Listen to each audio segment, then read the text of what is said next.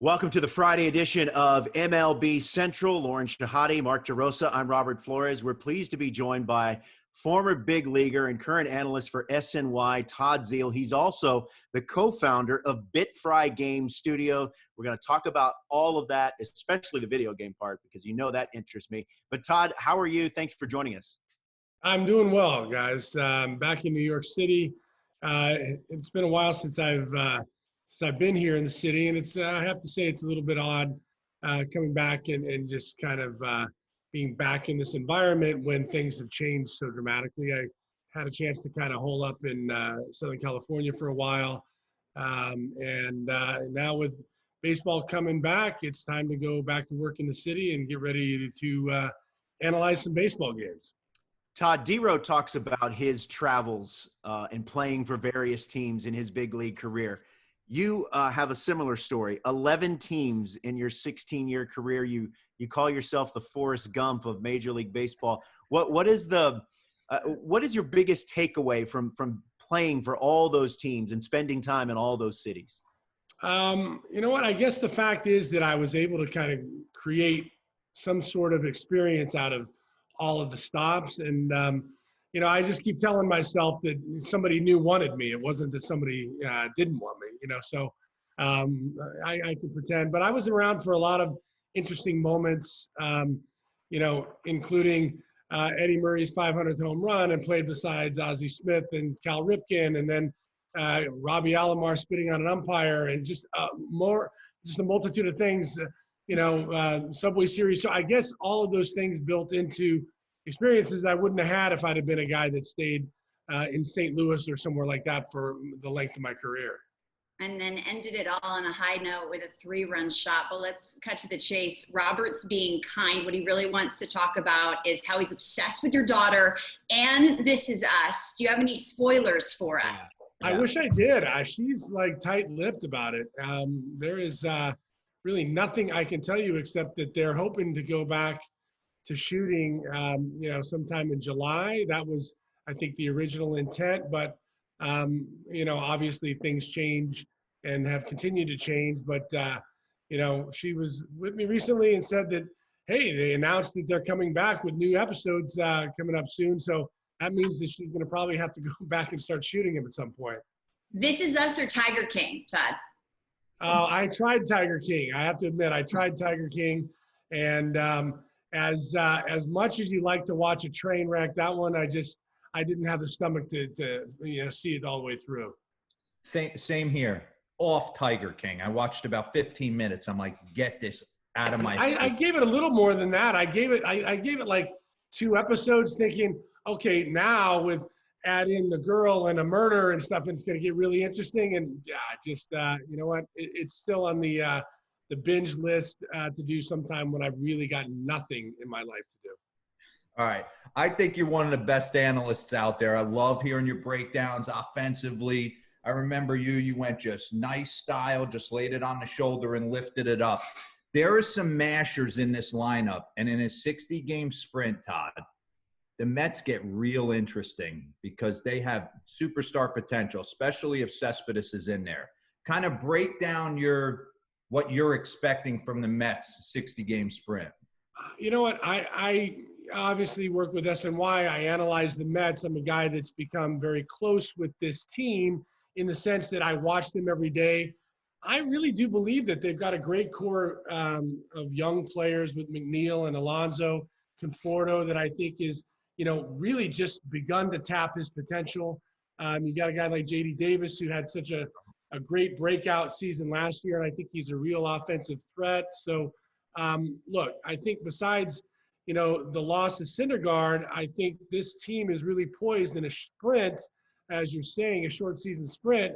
I think they can really make some noise, and I think it's going to really depend on whether that core really surrounding Alonso gets out of the gates well, because if they can drive in runs, their pitching is going to keep them pretty close. And I think, look, this season they have a bullpen that's coming back that's a little bit more bolstered with Betances. I think you got to expect some bounce back out of Diaz, and Lugo I think is about as good as anybody in the bullpen that there is. So Look, they I think can do really well and surprise some people, but it won't surprise me to see them at the top of the division and getting a chance to, make some noise in this short season. Dero's just salivating at the thought of watching Brody Van Wagenen make a move at the end. But you mentioned the pitching and the bullpen. How does their pitching shake out? Are we going to see guys go 7-8 like we normally would in a regular season, but a 60-game sprint's different? That's a great question. I know that you guys have been, having to try to figure this out, and I guess it remains to be seen. I think Luis Rojas is, I think, probably in a great position because he hasn't had that big league managerial experience to kind of, I think, put him into some specific sort of mold. I think he's ready to adapt, and I think he's really close with the guys. But look, I think Steven Matz looks like he's stretched out already a little bit. DeGrom is going to be DeGrom. I wouldn't be surprised to see him stretched out. And I think they're going to give, those starting guys a little bit of a leash. I think Wacha and Porcello end up being good moves this offseason to kind of bolster that rotation. I think the key to me is going to be Stroman. If Stroman can finally be the Stroman that I think a lot of people think that he can be in New York and kind of get a little bit less amped up because he's in New York and a little bit more just sort of cool and collected and use that sinker, I think this rotation has the ability to put a lot of guys in a position to win and then hand it off to a bullpen that I think is going to be pretty strong down the stretch.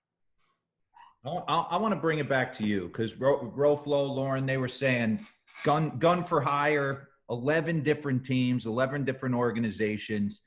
I played for 8, but there's a few or maybe one that was more special than the other. If Todd Zeile's going into the Hall of Fame, 11 caps are put in front of him.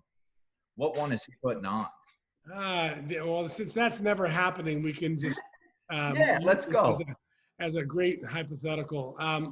I honestly, I think it is the Mets, and I'm not saying that because I'm doing work with the Mets, but considering that I never really played in one place long enough to kind of create an identity outside of St. Louis.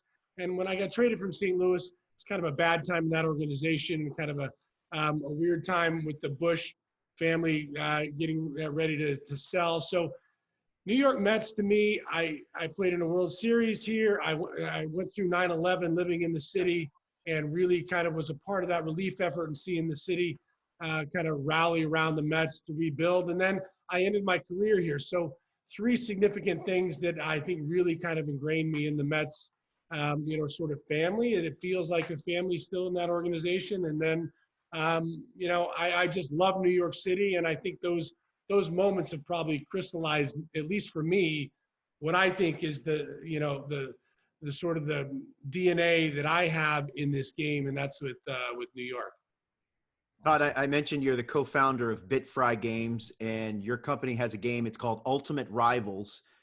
Give people an idea of what it is. I've played it. I think it's great. Tell people what it is and how they can play it. So BitFry Games Studio came to me about 4 or 5 years ago. The co-founder Ben Friedland and said he was looking for some voiceover talent, and he knew I was coming off some work with Charlie Sheen, which is a totally different segment. But the reality is I didn't have a lot of experience in gaming, but I had a lot of relationships in sports, obviously. So we set out to license this game. Ultimately, we create Ultimate Rivals.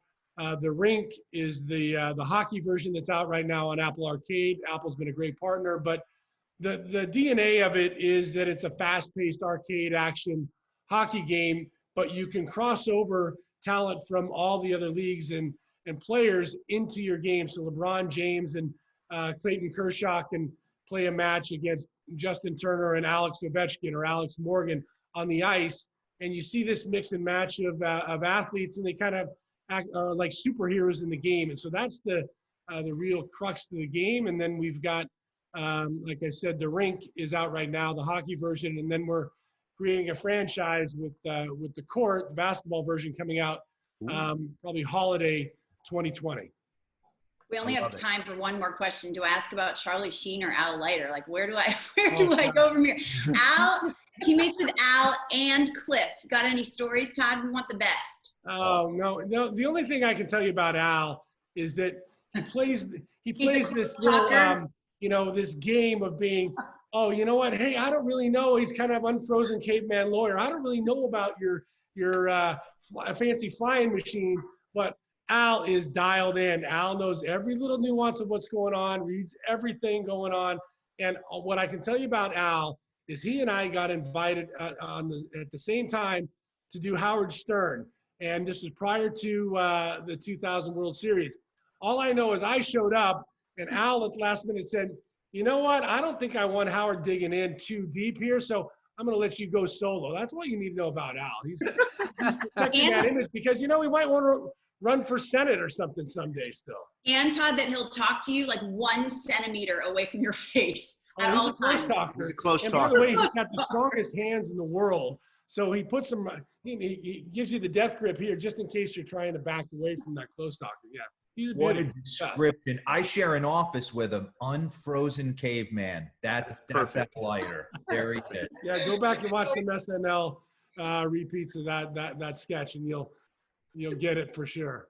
Todd, what a treat spending time with you. Thanks so much for the time this morning. Have a wonderful season and take good care.